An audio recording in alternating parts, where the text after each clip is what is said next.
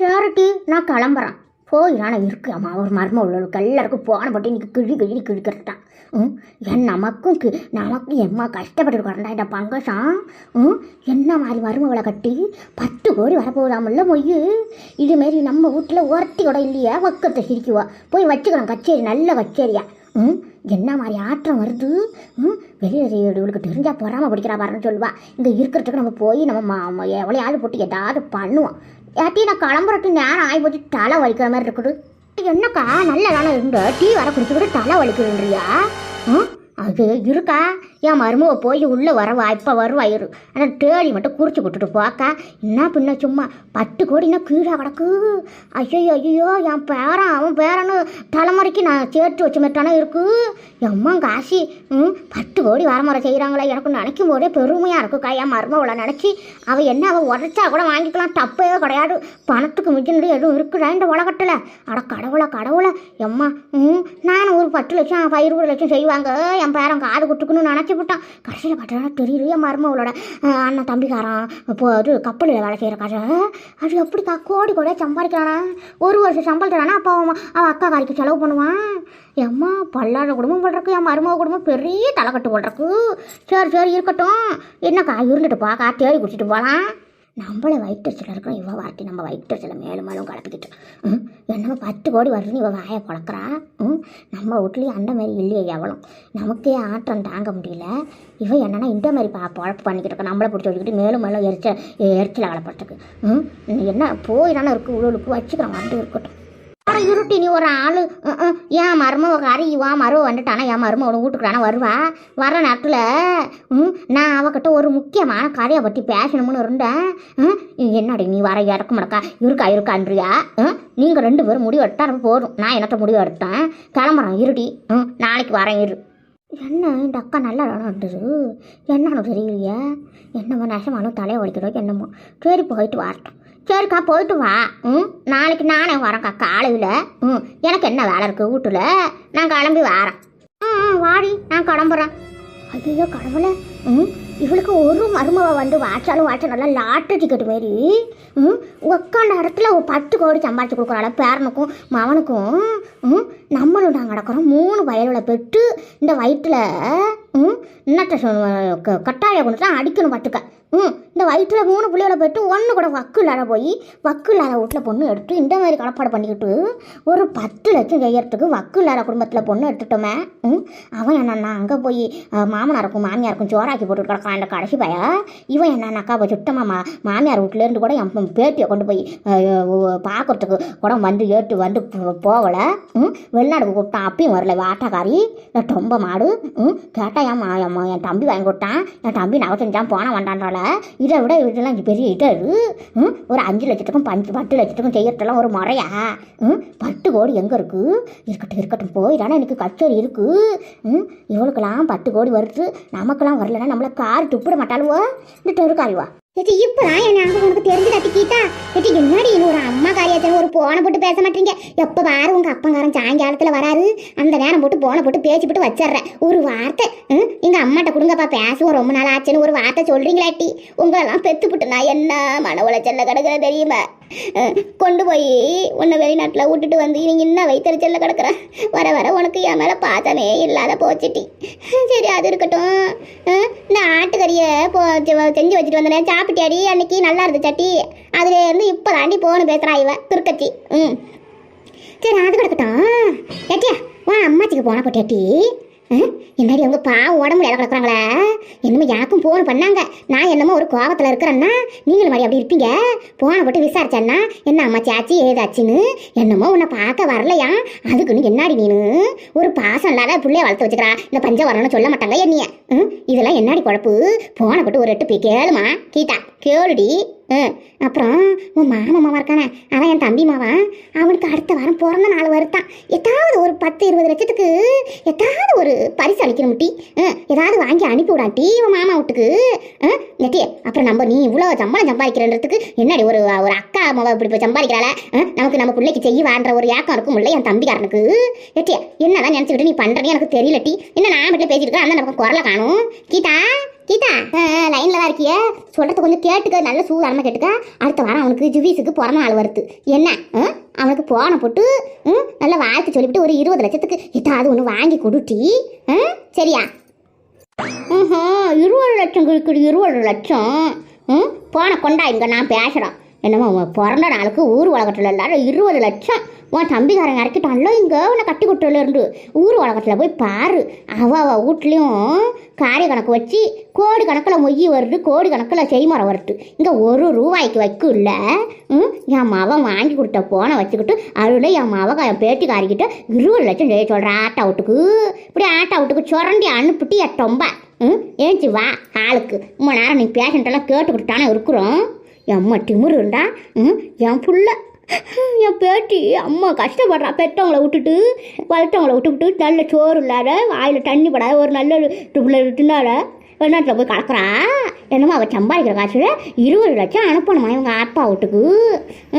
எம்மா திமுரு பாரு, திங்குற மடார்ச்சர். நான் அப்புறம் பேசுறட்டி வைட்டி.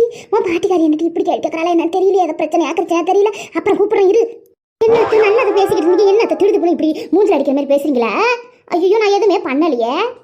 ஏத்த என்ன ஆச்சு? யார் எதுவும் உங்களை எதுவும் சொல்லிவிட்டாங்களா சொல்லுங்க, அப்புறம் தானே இருக்கு உங்களுக்கு. ஏத்த இப்படி பேசுறீங்க எடுத்தோம் கௌத்தம்னு? என் தம்பி வீட்டுக்கு எப்போவோ ஒரு வாட்டி ஏதாவது ஒரு முக்கியமான விஷயத்துக்கு தான் நான் போன போடுவேன். ஏதோ இன்னைக்கு போன போட்டு உங்க பேத்திக்கிட்ட சொல்லிவிட்டேன்னு இப்படியா திட்டுவீங்க? ஏத்த நான் என்ன பண்ணிட்டேன்? எதுக்கு நீங்க இவ்வளோ கோவத்தில் இருக்கீங்க? இவன் ஒரு ஆளுன்னு இவகிட்ட நான் பழிடு சொல்லிக்கிட்டு நிற்கணுமா? வாடி வழியில என்ன பழைய குருடி கதவை திரடின கதையா இந்த பொம்பளை நம்ம கிட்ட சண்டை வாங்குற மாதிரி பேசிக்கிட்டு இருக்குது. ஐயா என்ன பண்றது இப்போ? என்னமா இருக்கும் ஒன்றும் புரிஞ்சலையே. என்னத்த என்ன ஆச்சுன்னு கேட்குறேன். நீங்கள் என்ன படப்படன்னு பேசி கொட்டுறீங்களே, கொட்டுறதெல்லாம் அல்ல முடியாத, இப்படிலாம் பேசாதீங்க.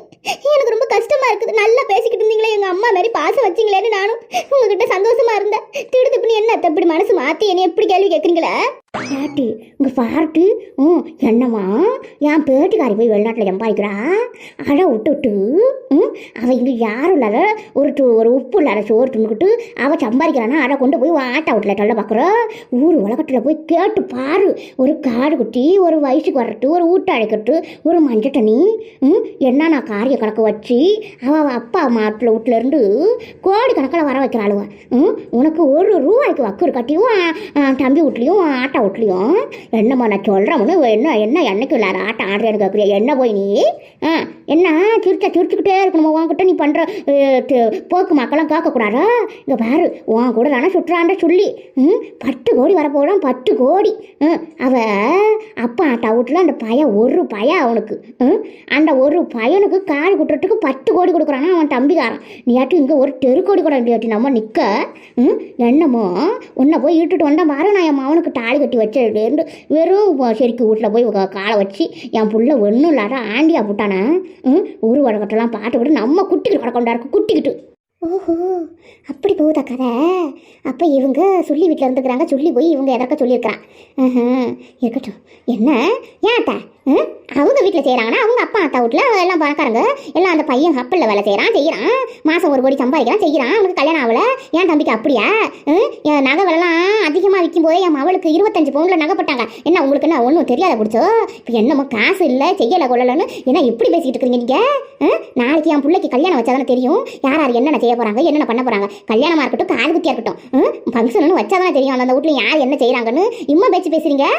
நீங்கள் எத்தனை கோடி கொடுத்தீங்க உங்கள் மவளுக்கு? தேவையில்லாத பேசாதீங்க. நம்ம நல்ல பழக்க வழக்கம் முறிஞ்சு போயிருமான்னு பார்க்குறேன் நான். அப்புறம் நம்ம கூட நல்ல பேச்சுவார்த்தை இருக்காது. அப்புறம் பழைய குருடி தலைவை தரடின கதையா எல்லாம் தலைப்பு மாறி போடும் பார்த்துக்குங்க. என்னமோ இப்படி பேசிக்கிட்டு இருக்கிறீங்க என்கிட்ட வந்து. எம்மோ தங்கமாக நான் பார்த்துக்கிட்டு இருக்கிறேன் உங்களை. என்னமோ 10 கோடி அவள் ஆத்தா வீட்டிலேருந்து கொண்டு வரான். அதுக்குன்னு வாயை பொழந்துக்கிட்டு பொறாம பிடிச்சிக்கிட்டு இங்கே வந்து கத்திரிக்கல எங்ககிட்ட. என்கிட்ட மட்டும் உங்களெல்லாம் கேட்க முடியுமோ? ஏன் உங்கள் பெரிய மருமவ இல்லை, உங்கள் நடு கடைசி மருமவ இல்லையே, அவங்ககிட்ட போய் கேட்கறது? நான் மட்டும் ஒன்றும் இல்லாத வீட்டில் வந்துட்டேனே. நீங்கள் எங்கே பாருங்க இப்படிலாம் எங்கள் வீட்டுலாம் கேவலமாகவும் தரக்குறையாகவும் பேசுகிறவங்க வச்சுக்காதீங்க. நாளைக்கு அவளுக்கு கல்யாணம் நடக்கும்போது அப்புறம் பார்த்துக்குங்க யார் வீட்டில் தரம் அதிகம் யார் வீட்டில் தரம் குறையும்னு. என்கிட்டே வாய் எகுருட்ட இந்த கடப்பாறை எடுத்தோம் வாயை பிடிச்சி கிண்டி வச்சுருவோம். கிண்டி செடி போட்டு வளர்க்குற மாரி என்னவோ பேசுகிறா பேச்சு. என்னக்கிட்ட எகுட்டுக்கிட்டு என்னடி பேச்சு வச்சுக்கிட்டு இருக்கிற?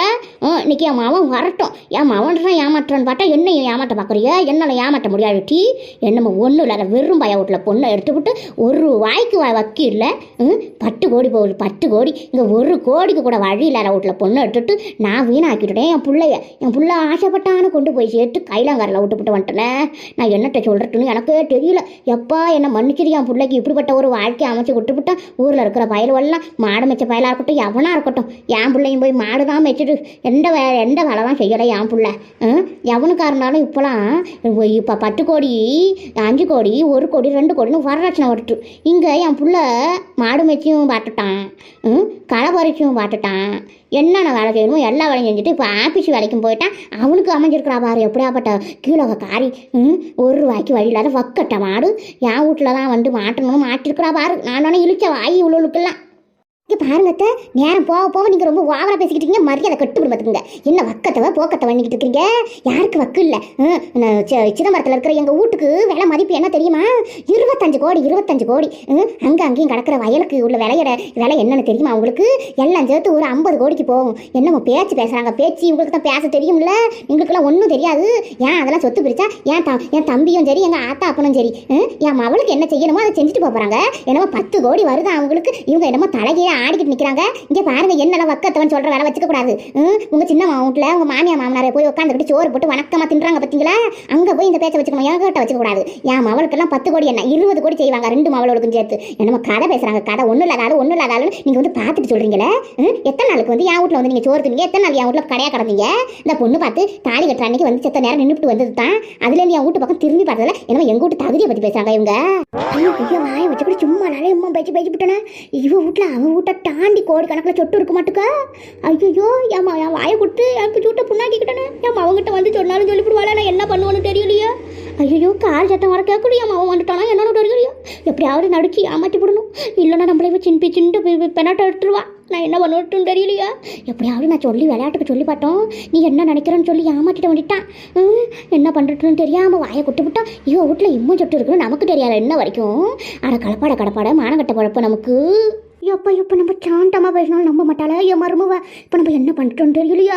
மற்றவ கூட பிச்சை காய்ச்சி போடுற கைவ கூட கணக்கு போடும்போது இவ்வளோ காசு பணத்தை வச்சுக்கிட்டு செவ்வளோன்னு கட்ட கிடப்பா செத்த மாடு கணக்கில் என்னட்ட பண்ணி நான் இப்போ சமாளிக்கட்டும் தெரியலையா? நல்லா போய்கிட்டு தேவையில்லாத வாயை கொடுத்து சூட்டை புண்ணாக்கிக்கிட்டேன். என்ன பண்ணுவோன்னு தெரியலையா? ஏதாவது சொல்லி சமாளிச்சுட்டு மாட்டுச்சு. ஐயோ ஏட்டியா பையன்டா போயிட்டாட்டி உண்மையாலுமே ஏட்டியா நடிப்பு எப்படி இருக்கு? ஏட்டியா அந்த புரோக்கர் இருக்கிறான்ல பாலிசாமி, அவன் தாண்டி என்னைய நடிக்கிற கம்பெனிக்கு கூட்டுக்கிட்டு போறான்னு சொன்னான்.